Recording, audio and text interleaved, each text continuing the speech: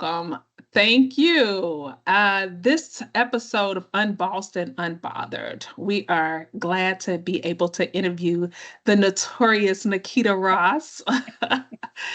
This episode really is about a woman who chose entrepreneurship over corporate America. Can you please tell us a little bit about yourself, Nikita, as we start? I have been an entrepreneur for over a decade. I am a mother of two beautiful adult daughters. I'm also soon to be a mother of an adorable poodle puppy that I pick up next week that I'm super excited about. Mhm. And I enjoy bird watching. I think that's a good round, short brief about myself. Okay, okay. Well, let's get started with your corporate experience. Tell me, what did corporate feel like or look like for you? I was a social worker. And so I would have caseloads of anywhere 30 to 50. And if we had to take on this, they have to divvy out that person's caseload. So we would be over what the law says you can have for a little bit.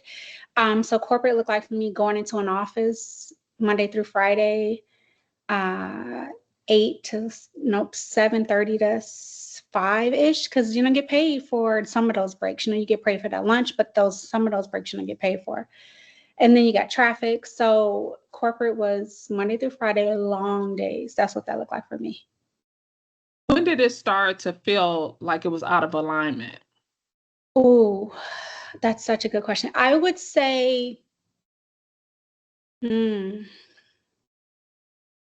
probably as my kids were getting into more activities and I was stressed trying to make work happen and then not be too exhausted after work to take them to their activities and to be present for them during their activities. And that's when I was like, this is starting to feel like a lot. So that's really what made you walk away. No, Oh, that's not. okay. Well, tell us what made you walk away. Come on. So it's so that was just one of the things, right? That's when it started. Then I would have different supervisors who would come in and not know the job as well as I knew it because I was consistent and they were bringing someone new from outside the company. So high And turnovers? yeah, social work field has a pretty high turnover. So yes, high turnover rate. And then it would be difficult for me to report to a person who didn't know my job as well as I knew my job. That was difficult for me. And then what made me leave, the last straw, was this is a very interesting story, and hopefully it's not too graphic. I was at my desk and my period came unexpectedly. And I told my manager, I was like, oh, I need to go. My period started. And she was like, oh, just go up to Walmart and grab a different pair of pants and then come back to the office. That was my last straw. Okay. So sound like you weren't entitled to be a woman in a way.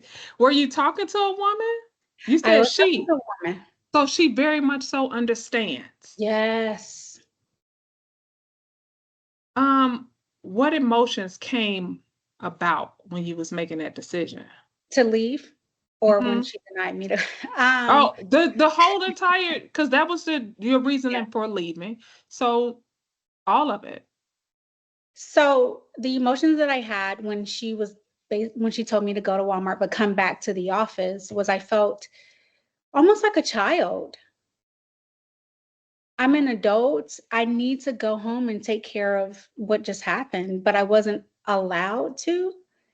That was not okay. And so I started to feel like I need to be in a place where I am responsible for myself because I am capable of being responsible for myself as a person who has raised two humans.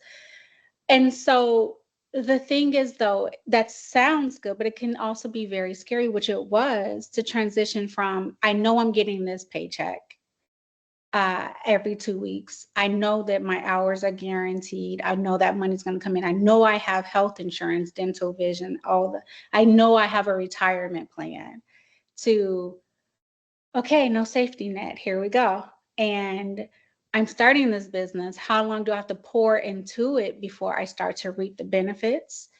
And I didn't know at the time when I was transitioning, because what I did was I didn't fully just abruptly transition. I did half and half. And so I would work, it's not half and half. I worked a lot. I would work my full-time job and then work my nonprofit, because I started a nonprofit. And it was just, that was starting to break me. And then finally I was like, okay, I have to fully step out and trust that I will be okay. Which was so scary because I'm a recovering type A. And so I like to have plan A, plan B, plan C. And you can't really have that when you're stepping out. And so it took I want to say what I didn't know when I was transitioning was the amount of hours. And so in my mind, as a person who had never done it before, I was like, oh yeah, I can control you do control your own hours, but I was like, oh yeah, no more 40 hours a week. That's done. It wasn't done. And it was longer than 40 hours because it's your baby. It's your livelihood. And so you have to put in as many hours as needed to make it successful. If that's 40, 60, whatever it is, you put in those hours. And what are weekends? I don't know what that is.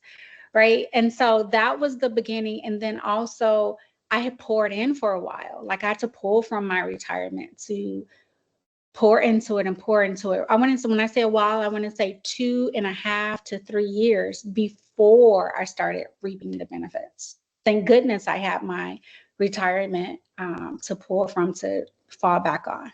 That's not everyone's experience. That was my experience. I understand, and but you did kind of prepare for it, Yes. when you think about it, you did prepare for it. You didn't just jump, so Yeah. you were able to still use your type A. You didn't just And jump that's and true. say, I'm That's gone. true. That's true. You put in your time on the job Yeah. to prepare you to leave the job, That's and true. then Yeah. to walk into your own baby. Yeah. You say you started a nonprofit business. Would you Yeah. mind telling a little bit about your nonprofit business? No. So when I was a social worker, I was working with young adults, kids, actually all ages, and I had them on my case. So some of them were in foster care. I myself was in foster care in a totally different state than I'm in now. And I was realizing that these kids had the same problems I had when I was in foster care. And I thought that was really weird. And I also noticed my job as a social worker is to get these kids services that they need. And so I have the resources, but still, like, there's this gap, like what happens when they age out, and no one was really doing really well with that. And so I was like, okay, I'll do that. And so I started my nonprofit to work with youth aging out of foster care to help them successfully transition so that they don't experience homelessness, incarceration, substance addiction, so that they are better prepared, more confident to transition successfully into adult life. So you start building your own lane. I mean, that's what it is, because when you look at it, you were you were a product of foster care. You Mhm. worked in a social work environment. You saw the things that you felt was needed. And so you developed your own lane. You built your own lane to make sure that no one deals with the same experiences, Yes, or you could save as many people as you could that yes, don't have to deal with the same experiences that you've experienced, or the children that you watch yes, experience. So that's exactly. beautiful. Thank you. So going into that, what was your proudest moment? What has been your proudest moment so far? Oh my goodness. Of that one, because I'm an entrepreneur, so I've started 2 other businesses. So are we still Okay. on this one? Yes, yes, yes, yes. You can share more, but this one, and just in general, tell me what has been your proudest moment?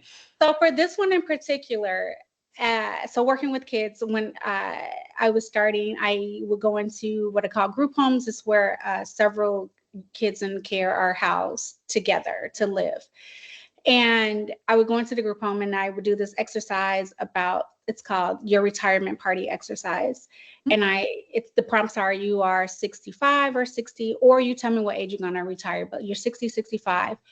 You're at your retirement party. Who's there? Where are you retiring from? Those kinds of questions. And I had one of the young women say, this exercise is stupid. I'm not even going to live past 21. Yeah. And so I can't like say, oh no, baby. You can't, like, you can't. I mean, you can, but that's not how you deal with that situation. So we process. I made sure she was safe, of course. And we process and we go through the program. And the program was about 9 weeks. And at the end of the 9 weeks, they do it again. And this time she said, well, I think when I age out, I'm going to move to California. And then I'm going to go to school, cosmetology school. And I was like, and so I'm like, because they're teenagers. And, you know, teenagers are like, they're scary. And so if I go, oh my goodness, yes. And she's going to shut down like, you're cringe. Stop it. So you can't, you have to be really cool. So I was like, yay, I'm so happy for you. But inside I was screaming like, yes. So that was my proudest moment for that Okay. that venture. Okay. Well, Yeah. you say you have multiple entrepreneurial spirits going on. You know, this is what you do, and I truly admire that in you because Thank you. what I am learning that it's not easy to jump. People don't Oh, see it being easy to jump. People don't look at betting on themselves. They will prefer to depend on a 9 to 5. They it's not even just betting on yourself. A lot of them will be like, I love the Lord and God gonna prevail. Not even believing that their source, who they believe is God to be their source or their guiding light to lead them into a position or a safety net or just doing it on their own. They don't see it. And it, you know, for me, it's like, come on, just jump. Come on, you can do it, you can do it. And it's almost like they like, okay, I'm not that strong. Okay. yeah, You know, I depend on a 9 to 5. I have benefits. I have children. I have responsibilities. I have mortgages. I have rent and a car yeah, note. They see it all going. And I think it's also they're seeing where there's homeless people out on the street. Mhm. In the meantime, they may feel like that'll never be me, but they also think, okay, it could That could be possibly me. be me. Yeah. So Hmm. it's really an opportunity for you to be able to share with others to know that it can be done. Like you Yeah. said, you have 2 children, two adult daughters. So Yes. you said over a decade, so they've experienced this. They saw you grow, and Yeah. they also this teaches them that you can do it too. Yes. I can do it. If you can do it, I can do it. I Yeah. saw my mom go through this, Yeah. right? So that's the beauty of it. I will ask you, mm, so tell me, how did you unlearn as an entrepreneur? How did you unlearn being a corporate person? Because there's a transition, even though you made that decision, there's still a transition that you Yeah. like, okay, let me see Yeah. what I need to do. Yeah. I would say that took a while because in addition to me leaving corporate America, I also was elected. And so I had that aspect of still that learned Elected. Can behavior. you Yeah, explain yeah, what yeah. elected is?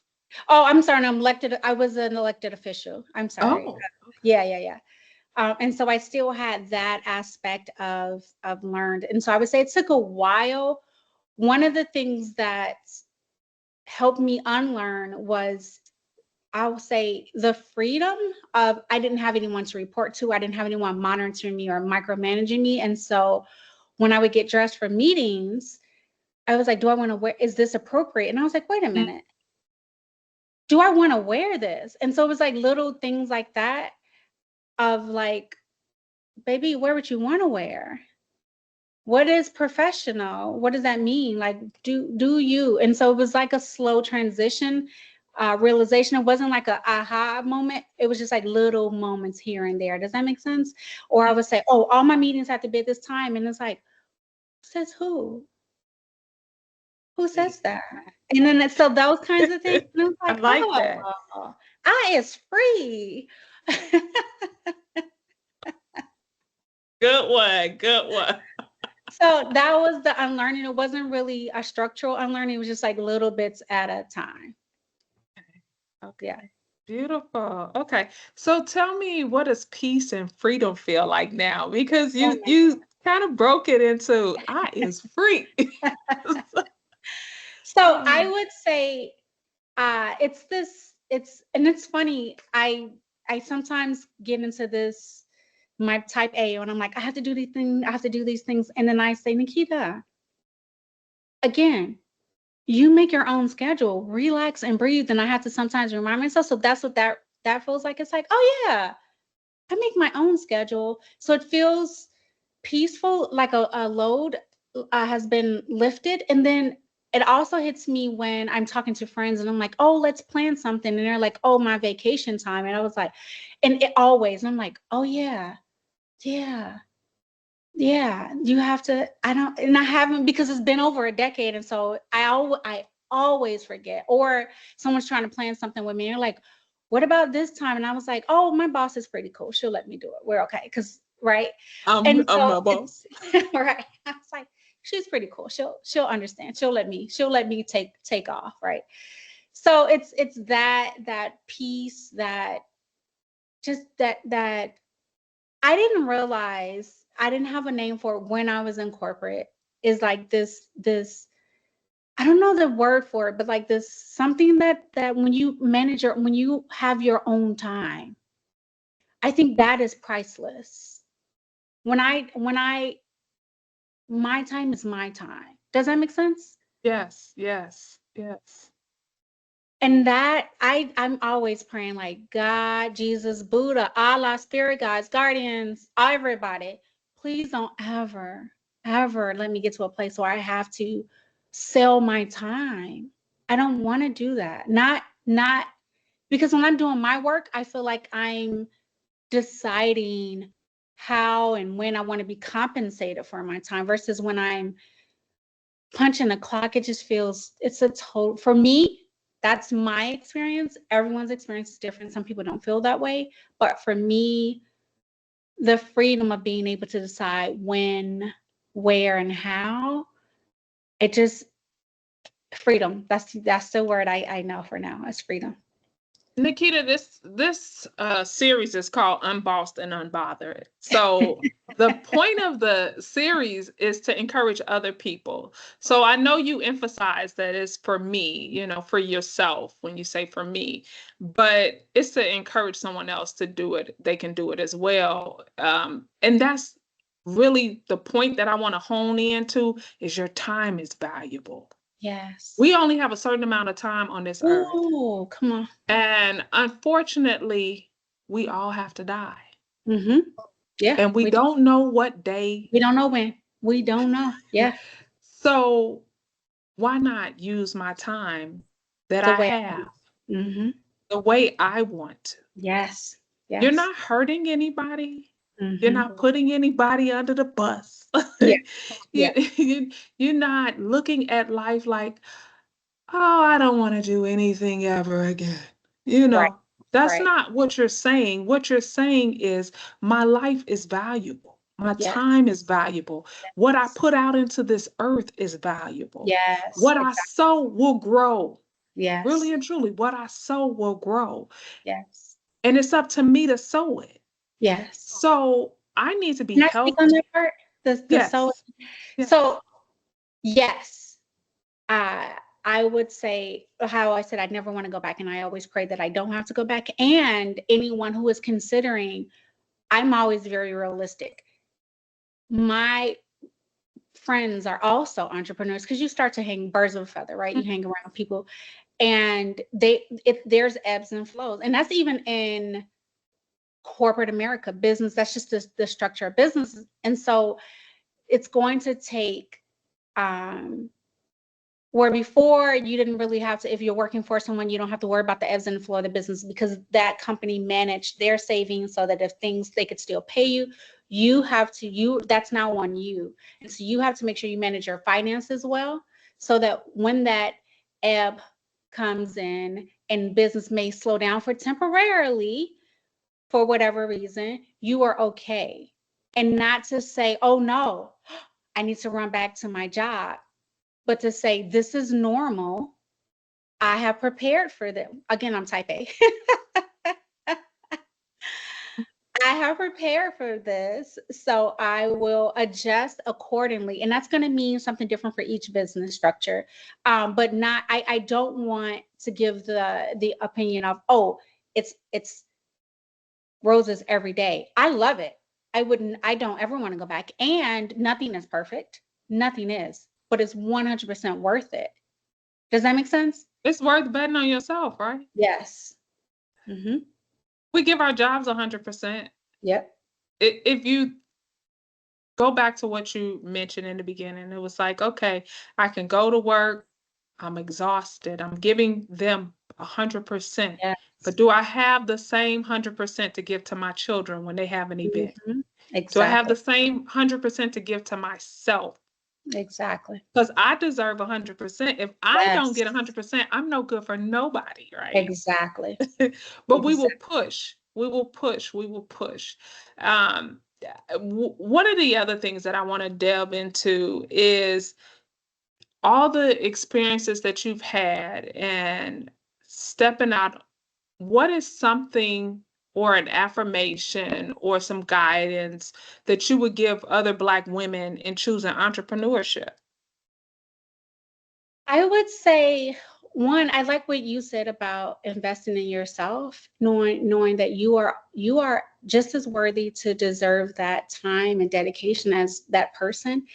And one of the things for me was like, do I want to use my time to help someone else get wealthy and build their dreams, or do I want to use my time to build my dreams and see my dreams come to fruition? And so that I would say, believe in yourself, know that going into it, it will be work. It is totally different than what you are accustomed to. If you're coming from corporate to entrepreneurship, it's going to be different, but give yourself grace, have a good support system, have a plan.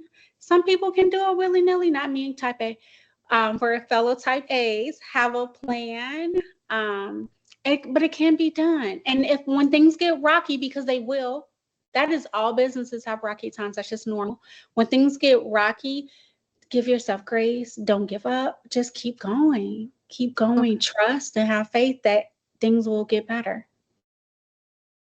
Thank you for that advice. It's needed. I'm telling you, there was an article that went out last week that 106,000 Black women were laid off in the month of April. April.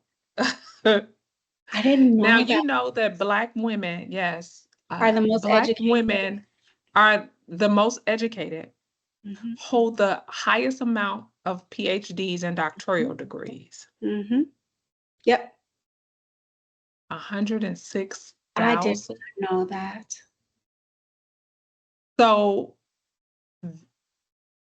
this message that you're sending out and other women who have been on the show, this message is important for them. I really believe this message is important for them because you got the knowledge. You got the you got the experience. Yep. Build your own. Yeah. You got it. You Yeah. got it. And you got to believe in yourself. You believed in a company Hmm. that in some cases you thought you would retire from, that you would never leave. I'm gonna walk away from here and I'm making good money. Hmm. You go. Right. Or it's toxic. Hmm. Oh, yeah, that. Yeah. So it's really important to me to be able to share this word and to open up the doors for women to use what they got. Our Black women are amazing. They use what they got and come on. So I want to ask you this, and this Yes. is the last. I'm kind of wrapping up. You said that you've been in this for over a decade. Hmm. So let's say prior to you going into entrepreneurship, what does success look like for you? Before success, when I was still in corporate, looked like, am I getting a good evaluation from my boss? Am I getting a pay raise? Am I meeting? Are my notes getting turned in on time? Because when you're social work, you got to turn in notes. Oh, goodness gracious. Are those being turned in Having on time? flashbacks? Yes, that was flashback. um, am I on time for work? Like that those are markers of success for me. before I transitioned to working for myself. So what does success look like today? I love that. So now success looks like, did I do my best? Did I try my best today? Am I at peace? Was I a kind human today? And so what's happening, back to that freedom word, and I cannot stress that freedom enough, I promise, is because I'm not stressed and anxious about these things, I'm able to start thinking about, how do I feel and how am I treating other humans, versus before it's like, I got to focus on these things. Are my numbers right? Am I getting this? Da da da da da da da da da. Now it's like, okay, I'm getting the company started. With the people I'm hiring to help me start the company, am I treating them kindly? Are we all on the same page? And it doesn't stressful, because there is not this person breathing over my shoulder to tell me these things. And I refuse to be that person breathing over another person's shoulders that I'm bringing in. So as I'm bringing in consultants to do this and do this and do this, I will not be that person that I experience when I work. So we're working together, making sure we're on the same page. We're kind to one another. And so that's what success looks like to me. When we end our consulting, because they consult for me, when we end that relationship, did we end it on good terms? Did we get our goals accomplished? That's success. I want to thank you for that. And I want to hone in on one piece that you brought up. You brought up the fact that you didn't want to treat anybody like you have been treated before, Mhm. or experiences that was negative that could affect your current relationships, right? Yes. And I had an old director, Uh-oh. and she was an amazing Black woman, right? Okay. And her deputy, which was my director, gave me hell. Uh-oh. Hell, right? She would be cool, then she'd be like, start giving me problems. And so I went to my executive director, because she's the one who hired me. Okay. And talking to her, I told her what I was going through. And the advice she gave me was, Barb, take the good and the bad. Mm.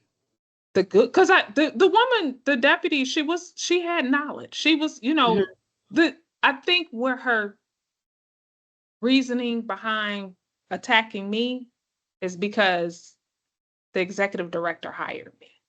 Mm. It was who she wanted. Got it. Also, it may have been a moment where she thought, okay, this woman, she hired, maybe she's hiring her to take my job. Now they didn't work together for years, right? And Mhm. we both sitting here with the same degrees, me and a deputy. And so having that experience, I was like, she's smart, she's this, I can learn Yeah. from her and things like that. And I'm just like, okay, we both got the same educational background. If I want to move further, whatever, right? So I'm looking at it like, why is she picking on me? Why is she treating me like this? And this was like, I want to say within the first maybe 6 months or so of me holding on to this position. And when she told me take the good and the bad, I was like, uh-huh. And then I had to look at it like, she told me, she said, the bad that she's handing off. I'm going to talk to her. So don't think I won't talk to her. Yeah. But the things that she's doing to you that's agitating you, Yeah. remember, don't do that to anybody else. Oh. Yeah. The good that you can learn from her, I love remember that. to share it with someone else. I love that. And when she said that, I was like, oh, okay. Thank you. So it is a matter that we have to recognize, Mhm. that to Great. know that there are a lot of agencies where Black women are dealing with toxic relationships within the company, and Yeah. excuse me, and they're feeling like, I don't know what I'm doing.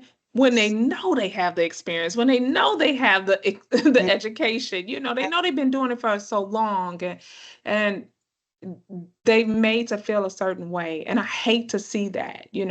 Um, but we still have to take the good and the bad, because even if you go into running your own business, you Mhm. need to take the good and the Yeah, bad. You need to agreed. learn from both of them. You need to Yes, be able to recognize, okay, I remember what it felt like when I was yeah, treated like this. I don't yes, want to be treated like this anymore. And I don't want to treat anybody else like this. So yeah, it's important for me to change, yeah. because sometimes when in Rome, we do as Romans do, and sometimes we'll pick up some of those bad habits. Mhm. And so, yeah, I just want to tell you, I first, again, I want to tell you, thank you. Thank you for sharing your truth, your courage, your brilliance. Thank you. Your story is definitely inspiring. I am so proud of you. Thank you for being my friend for so many years. I mean, it's been decades and Well, decades of yeah, years, right? yeah. So I'm greatly appreciated the opportunity that you would share with my audience. I want them to understand the point of entrepreneurship, Black women, and the power that we have, Mm. the importance of being unbossed and unbothered. You Mhm. know, Yes. recognizing freedom. Yeah. So I just want to thank you, Nikita. You have any I last just words you want want to to say? say thank you. I'm so grateful that you thought of me, and I'm just so happy to have been able to share my personal experience with entrepreneurship. I love the that you're encouraging more Black women to get out there. I'm thinking of a couple of Black women who I'm gonna say, hey, watch that episode. Uh, No, yes, do yeah, share, do yeah, subscribe, for do sure. follow. Yes, yes, all of those things. But yeah, no, thank you so much. Thank you, thank you. Okay, let's see. I'm gonna